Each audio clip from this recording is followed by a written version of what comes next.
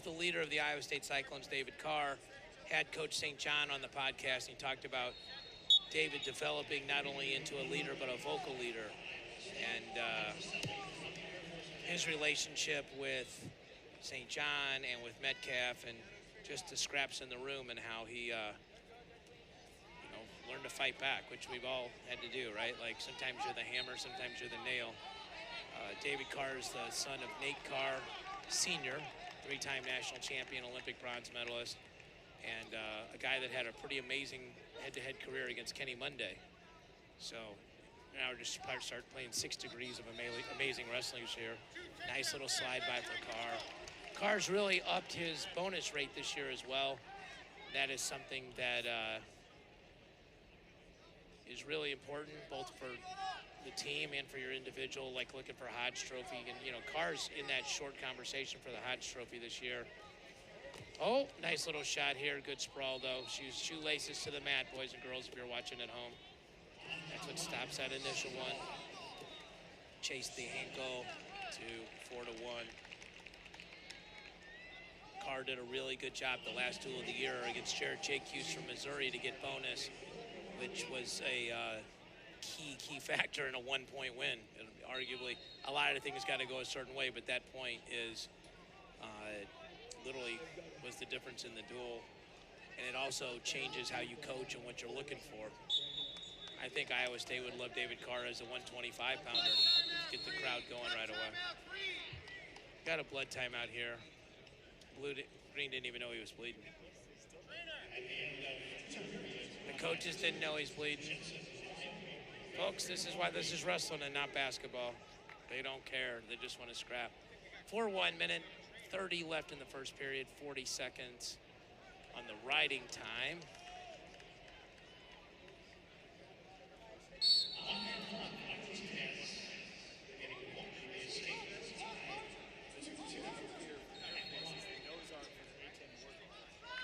The A10 Warthog Nose-Art is the headgear. I got that in my ear and I had to say it in reverse order for the Air Force. Those are sick. Those are cool, though. Like, they're clean. And look, you don't root for or against anyone, but I think we root for our military.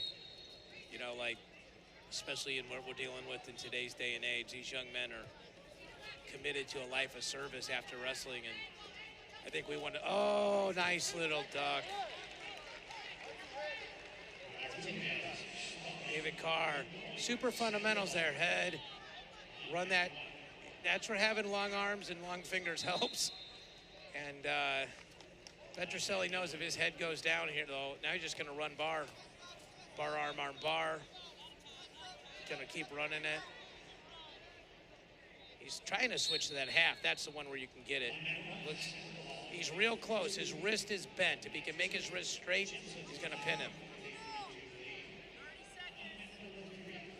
That is not a fun position. The chain wrestling Carr is doing here on top is super impressive. He went arm bar, bar, arm. He went arm bar half. Now he's going Blair ride. Green is not stalling. Green is just getting beat up on, trying to get out from bottom. If you've wrestled there, you would kind of know that that's a tough situation. So 6-2, minute 44 of riding time. This is a very typical David Carr match. One of the other underestimated parts of David Carr's game is his improvement on top. The ability to finish periods on top. The ability to score points from the top, too. When he came out, he was a takedown machine, but really just that. So,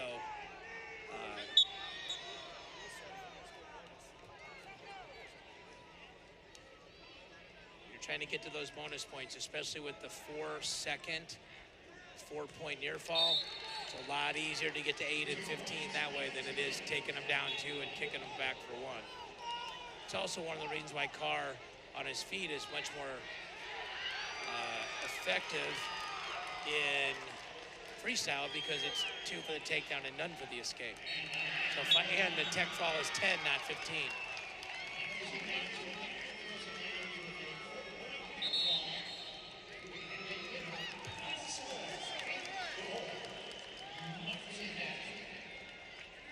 Carr looked like he was playing flag football there, running away. He chased down. 7-2.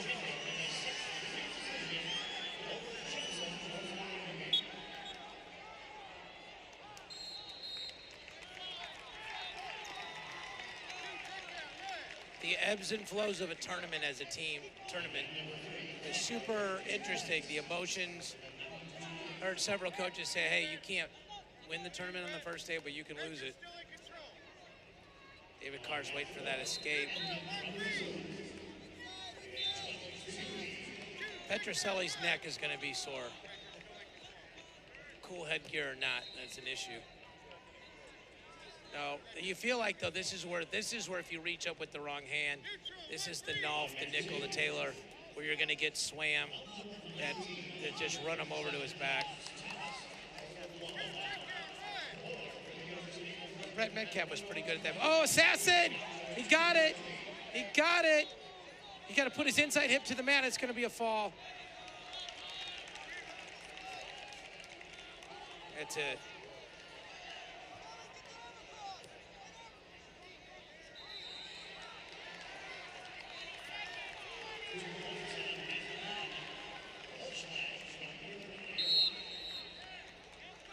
There must be one very specific spot where he's up, because I'll tell you what, that is a really good thing good guys should look for, because there's not a lot of wiggle there. David Carr enjoying wrestling, enjoying life.